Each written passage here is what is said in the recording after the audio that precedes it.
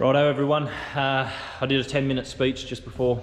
Thought that's probably getting a bit long in the tooth there, getting a bit long of a video. I'll be short, sharp and sweet. Got the ute tyre shine all on the trailer, and the ute obviously looking the goods, all looking good. But what I wanted to talk about today, business related. Got the mowing coming, that footage is coming, that's going to be something of entertainment, but the business value I want you to take away from this video is look at your costs, overheads, living costs included. Not just for your business and your overheads for that, but how much does it cost you to actually live? If you have the option to lower them costs, which we do at this current point in time, we can literally over halve our costs, right? Just on the living side of it because of this property that we're at right now, okay? So over $600 a week is what we'll be saving by simply moving from here. This is a rental, obviously. Everyone's like, oh, like how could you? Like it's an awesome shed, and that's great. All of that's great.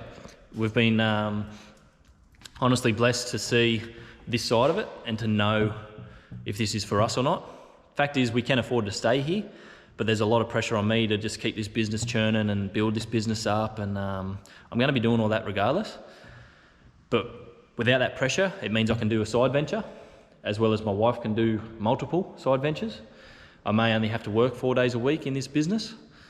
So a lot of soul searching over the break. A lot of things we've really discussed as a family and what's best for the kids, especially because that's what it's all about. Now, if you've seen my posts on Instagram or Facebook lately, that's what it's all about. The objectives for me are now even clearer than they ever were before. Very similar objectives, guys, but it's with a little side hustle that we're going to be doing, which is of course the home renovation side of it and the rental market side of it. Because the fact is, as hard as I work, as hard as anyone works, you do the research, see what it is, and you got the stock market, you got the crypto, you've got housing and real estate, right? And we've always been good at it. Yep, nice pat on the back for ourselves, but we've honestly done really well out of real estate, and it's time that we start heading back down that avenue. And we're working on something very, very, holding our cards close to our chest at the moment with it, but it's fingers crossed, guys. I'm very keen for this next venture to happen and start our next journey for our kids, just to have the ability to still have everything I own right now for the business to go forward. I don't have to go, and like my clients don't have to go without. I don't have to limit any of my servicing. It's simply the fact that our living costs aren't going to be there. So a lot of people talk about it, oh, you can raise your prices and you might earn another $400 a month by raising your prices or something like that, you know, like you're raising a few dollars here and there on your lawns, and that's all well and good, that all helps. But what helps more is if you're humble enough to take the hit and go live somewhere that you typically, if money wasn't an issue, would you go there? And luckily for this one, we actually would. It's a nice property, back to residential obviously.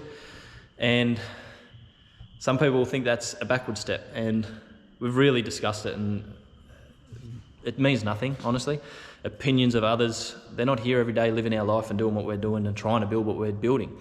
Everything that everyone asks for, when they ask for your objectives, say, which someone did in a post, I could have written a list a mile long for him. The main one is financial freedom, and to get there, this is another means of doing it. So in the future, of course, this will be rented out. There's potential for 2 properties to go on the block. So it's a large residential, but it's all for the future, right? We're going to enjoy doing the renovations. And before this video gets any longer, I'll stop myself from talking because this is what happened on the last one. So we'll get into the mowing, but that's all coming, guys. So I'm really excited to bring it all to you. I'm looking forward to explaining our method, because there is a method to the madness like I've spoken about. There are so many different ways you can go about it, guys. Life, business, everything, all combined. Just start looking at how you can cut costs, save money here and there, because sometimes the saving is better than the actual increases, right? Because you start increasing, and I've pushed it right to the limit of pretty much nearly pushing clients away, and have done. I've definitely lost clients because of it, but nearly really good clients being pushed too far, too soon, and the value was still there, but at the same time, when I first started, there was a big difference in what my first start out price was compared to now. And at the time, it was still a lot more than when I was working for someone. So it's all relative, right? You might think you're charging a lot and that you can't push it much more, but you'd be very surprised.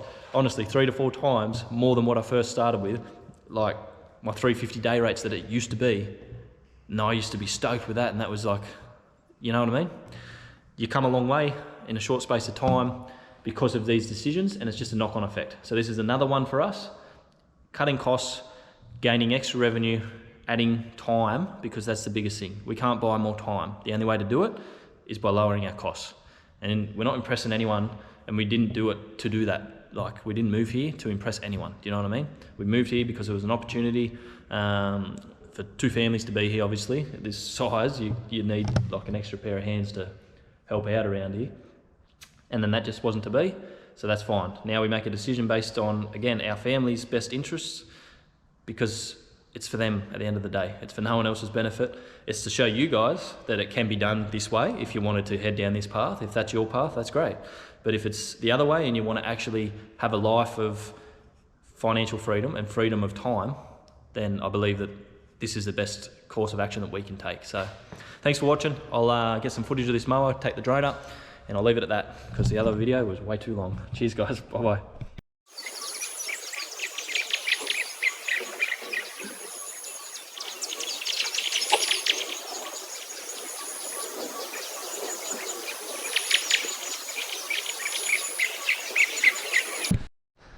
Alright guys, really quick, 36-inch SCAG, stand-on unit, MZ52, sit-down unit, V554, stand-on unit from Husqvarna. So, we've got this little bit down here that I'm going to record. I don't know how much of this actual bit I'm going to record. You'll pick up the majority of the footage with the drone, and obviously the majority of the stripe action that we might get. Very doubtful cutting this low and also when it's this brown, but I'm going to set it up down here. I'm going to run a couple of passes down, maybe I'll do 4 with each, and then that way we can get a good indication. And then this is just a line. If you've seen previous videos, there was a little arrow, DPH was scribed in the grass up there. A nice view for the planes that go overhead, and nice view on the drone. But I'll get it all recorded here, run down this fence line as well. I'll send the SCAG first, and we'll go from there, guys. I'll just show you the cut quality on this. Oh, it's a mixture, old school buffalo, in amongst a lot of I just call it farm grass, guys. It's Parramatta grass is one of the words that I've heard a lot of farmers use, but it's, yeah, typically buffalo runners in amongst some, well, there's Kaiku in amongst, Paspalum in amongst, there's plenty of weeds, but the majority of this is actually an old school buffalo, so it's fairly thick. Once you get cutting into this, you'll see it spraying out, makes a little spider web effect with the offcuts, especially being this colour. It would really make some good footage when this is green. Whether or not we're still here, we'll find out, and go from there. So just a couple of little things in the way. Very soft here too, guys, underfoot, very soft. So it's good tests for all of them. You'll be able to see just which ones struggle the most, but you can think about it logically. There's narrow tyres on that 36-inch, and that little bit lighter, which helps but also hinders. So that front end really needs a little bit more weight on it, because if you're on a hill, slightly wet ground especially, just doesn't drive the same as the V554. It's just a bit wider stance tyres, a bit heavier, better front end, and just pulls itself through this stuff a bit better. So we'll see if I get bogged anywhere here. Not too concerned, being we've had a lot of high winds of late. We'll get into this footage before I keep rambling. Cheers.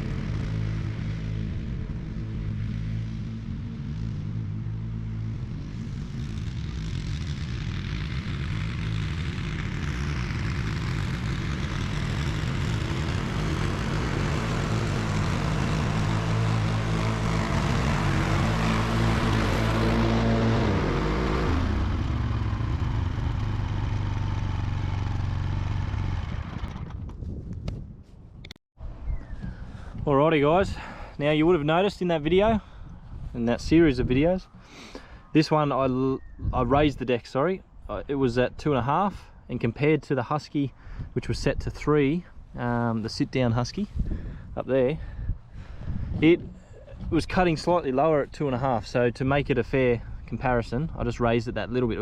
It wasn't much in it at all, but again, weight has a factor to do with that, and the discrepancy being exactly 1/2 inch out is also determined. Like it's not much in it. It's obviously not quite that 1/2 inch exactly for these two, whereas this compared to the SCAG, it definitely is. So you'll notice with the SCAG's runs, which it sort of looks good here, you can really tell the difference and passes in which the SCAG had done, simply due to the width and the striping action that you get from the SCAG. As we progress along, you're getting the MZ sit down, the 4 passes that are done with that. Still doesn't look too bad, but definitely not as much striping action happening even in this type of grass, guys. So you can see it clearly, well, at least I can in real life. And yeah, down that side, that's why that SCAG will be getting used on the front paddock, just to really pretty that up. And down the back here, it's whatever's quicker, right? And then this is obviously the stand on at the end, and you can see just how much more it was taken off up here. It got thicker, and that's it too. Like, this grass isn't uniform, there are thicker areas in amongst it, but you can just see, you can really see it from here. I'll see if I can tilt this for you, and I'll tilt it and I'll get a zoom in picture for you, and you can really see. All right, I'll just pause it there.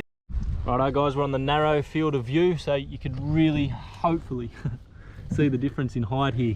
So I'll get this down as low as I can in line.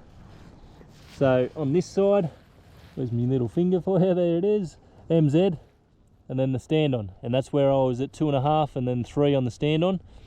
And by looking at that, you think, oh well, it is that 1/2 inch, but it's then goes to 2.75 on this little area over here.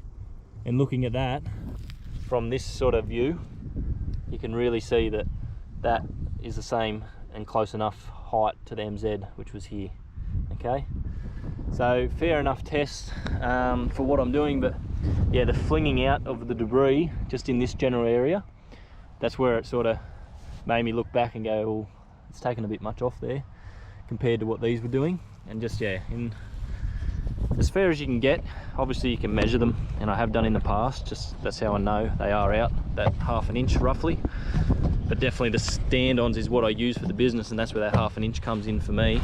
I'm on a narrow field of view here, but anyway, we'll roll with it. But that 1/2 inch difference for them SCAG to this stand-on Husky is definitely apparent. And the quality of cut butt, all of them sharp blades. This got used the other day, so out of all of them, this one's probably not the sharpest, but regardless, I know how they all cut. And honestly, the quality of cut that mulching mower does, the MZ sit down, is really, really good. I've never had an issue with that. I have had an issue with this stander and the cut quality if them blades aren't sharp, but this, like, for the type of grass it is, that little sit down does a good job. But for this back paddock, the type of condition it's in, the type of paddock it is, over the back there, and just in here, there's some really wet areas that I cannot get anything on. You can barely walk in it. So that'll be brush cut later in the week. Just give me something to do with that. Probably won't get much footage, if any. It'll be very similar to this, so you've seen that before. You know which one I'll be taking down. It's the 35cc brush cutter. And I haven't got the large one yet. No one commented that I had to go get it for this other thing over there, so comment away now, here's your chance. I'll go get that other brush cutter for that large area over there if you comment away. But typically I don't have any initial cleans coming up in the near future, so if I have them, that's when I'll be getting it. And if not, if someone comments, I'll go get it, because it's just over there if you want to see that, and we'll really do a good comparison then. But anyway, I'll leave it there, guys. I'm not going to get too much more footage. Hopefully you got something from the business side of it today. This is just a real quick to show you the difference, because even this shows it. I don't need to do the entire paddock for you guys to see the difference in quality. That SCAG is unbelievable finish quality. There's just no two ways about it. Deck design and everything, I've spoken about it many times, guys. It's just, you get on it, the controls feel a lot smoother, a lot more responsive. These are really dragged out, like you've really got to give it some before it'll start moving. And then even at full revs now, like it's lost speed as well, since it's fix-ups that it's had over its life already. It's only done 200 hours, but you'd think it's had a hard life because of the wear and tear that you feel when you're on the machine. Just learning curve. Like, honestly, comparable model for SCAG, it's a, like I said, $7,000 to $8,000 difference, and I can see that with this 36-inch versus that one, just in quality. Is what it is, guys. I don't want to bag out any companies at all, because like I said, this thing is my go-to when these other ones have broken down or needed repairing, fixing up. This has just kept going and going. It's a beast of a design, well-designed mower, beast of a mower. And I can't fault it, guys. For the business, it has been a lifesaver time and time again. And albeit not the best finish quality, not the best comfortability, not the quickest, whatever, like but it goes, you know what I mean? It just goes. So I'm gonna get on this stand on now. I've got this whole property to do. I'll throw the drone up, probably just to get a finished picture of the whole place, because I just want to rip in and get it done. Got plenty to do this afternoon, hopefully all going well with these meetups and inspections that are going to be taking place. And yeah, thanks for watching. Like and subscribe again, and not again, but if you haven't, jump on it. And I'll talk to you very soon. Thanks for watching, everyone. Bye bye.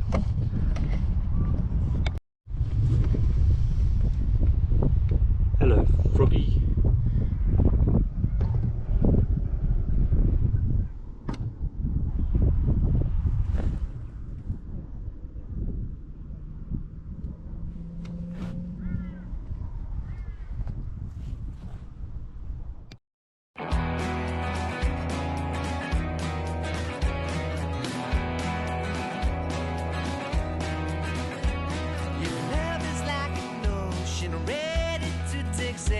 Swept by current, swallowed by wind. Take heed, they'll say, no, no, no need to get out. Just stay on a lovely holiday.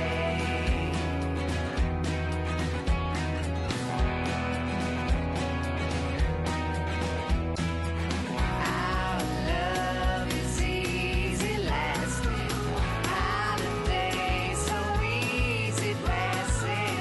Our love is easy lasting. Holiday